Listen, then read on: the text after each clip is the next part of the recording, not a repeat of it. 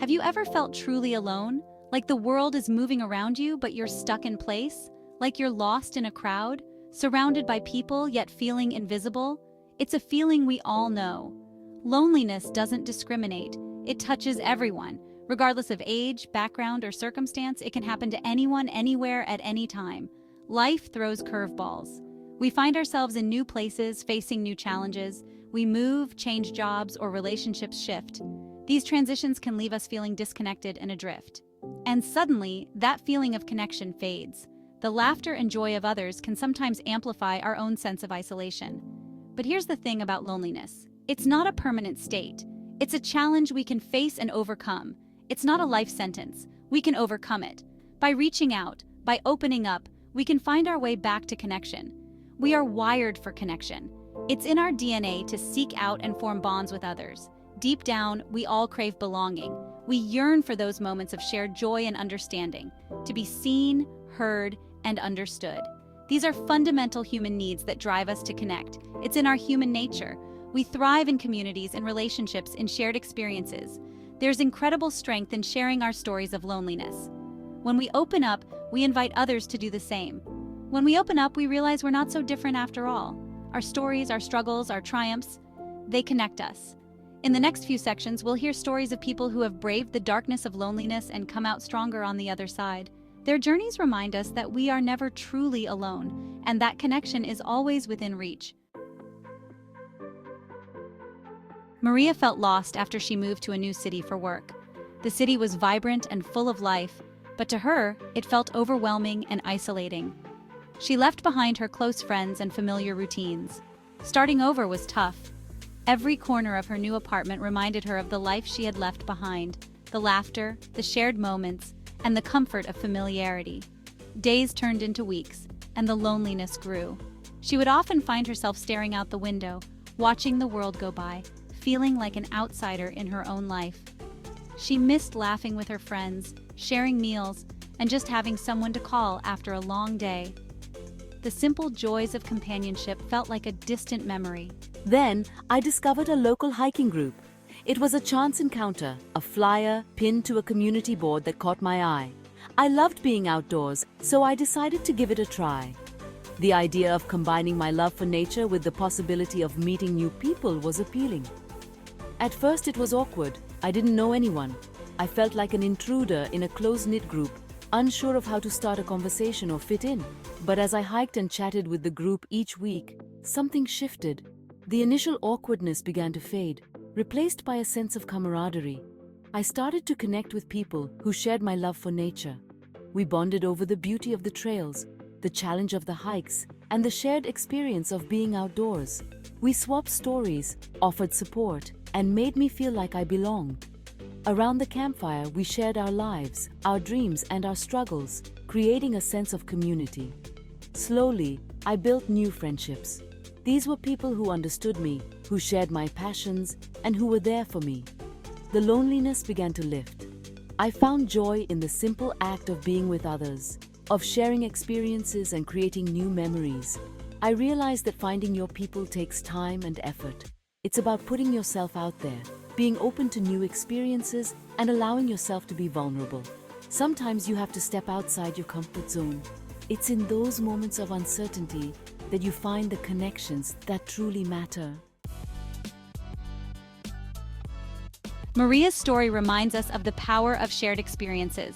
When we do things we love with others who get it, magic happens. Suddenly, we're not alone in our passions. We find our tribe. Think about your own passions. What brings you joy? Maybe it's reading, painting, volunteering, or cheering for your favorite team. Whatever it is, seek out others who share your interests. Join a club, take a class, or volunteer your time. The important thing is to put yourself out there. It won't always be easy, but the rewards are immense. Shared experiences create a sense of belonging and connection that can help us through tough times. David, a retired teacher, struggled with loneliness after his wife passed away. For years, they had shared everything. Now he felt lost in the silence of his empty house. He missed their conversations, their routines, their laughter. One day, I decided to volunteer at a local elementary school. I had always loved working with children. As I helped students with their reading, I felt a sense of purpose returning. I connected with the kids and their energy. I started looking forward to my volunteer days.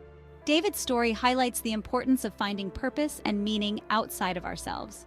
When we focus on helping others, we often find ourselves feeling less alone. Breaking free from fear. Sometimes fear keeps us trapped in loneliness. Fear of rejection, fear of judgment, fear of vulnerability. These fears can be overwhelming, making us feel isolated and disconnected from the world around us.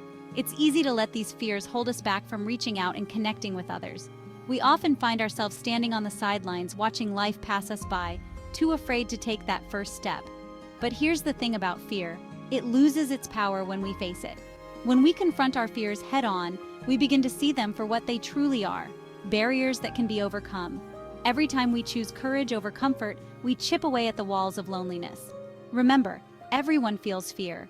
It's a universal experience, and it's okay to feel afraid. It's part of being human. We all have our own battles with fear, and we all have the strength to overcome them. The key is to not let fear control our lives. Take small steps. Start with something manageable, like writing down your fears in a journal or talking to someone you trust about them. Start by saying hello to a neighbor, joining a group activity, or participating in a community event. These small actions can make a big difference. Or reaching out to an old friend. Reconnecting with people from your past can bring a sense of comfort and familiarity. Each act of courage brings us closer to connection. Every step we take towards facing our fears helps us build stronger, more meaningful relationships. So, take that first step today. Break free from fear and embrace the connections waiting for you. Sarah's triumph embracing vulnerability. Sarah, a young entrepreneur, felt isolated in her success. She had achieved her dreams, but she felt like she couldn't share her struggles with anyone. She feared being judged or seen as weak. One day, Sarah decided to open up to a mentor. She shared her fears and insecurities. To her surprise, her mentor wasn't judgmental. She understood. She had been there too. Sarah realized the power of vulnerability. By letting down her guard and showing her authentic self, she created space for genuine connection. She learned that it's okay to not have all the answers, to ask for help, and to let others see our imperfections. Letting go of the past. Sometimes past hurts and disappointments can keep us stuck in loneliness. We may build walls around our hearts to protect ourselves from getting hurt again, but holding on to past pain prevents us from experiencing the joy of present connection.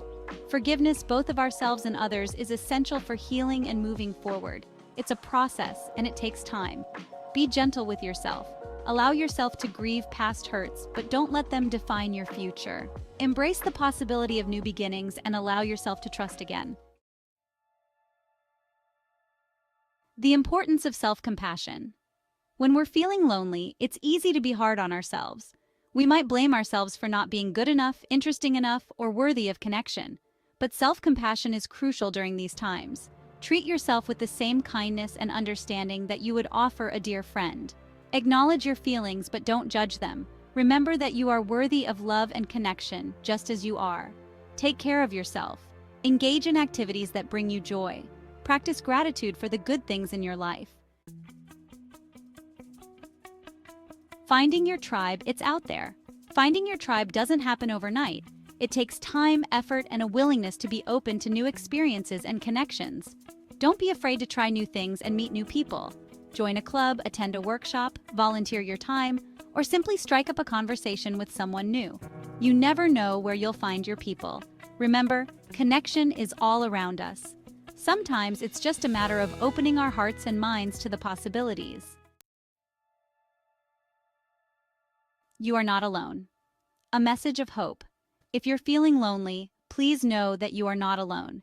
Millions of people around the world are experiencing the same feelings. You are not broken or flawed. Loneliness is a universal human emotion. The stories we've shared today remind us that overcoming loneliness is possible. It takes courage, vulnerability, and a belief in the power of human connection. Reach out to others. Share your story. Embrace your passions. Practice self-compassion. And most importantly, never give up hope. Together, we thrive. Connection is essential for our well-being. It gives us a sense of belonging, purpose, and support. When we feel connected to others, we are more resilient, compassionate, and joyful. Let's create a world where no one feels alone. Let's practice kindness, empathy, and understanding. Let's reach out to those who are struggling and offer a listening ear, a helping hand, or a warm embrace. Together, we can overcome loneliness and build a world where everyone feels seen, heard, and loved.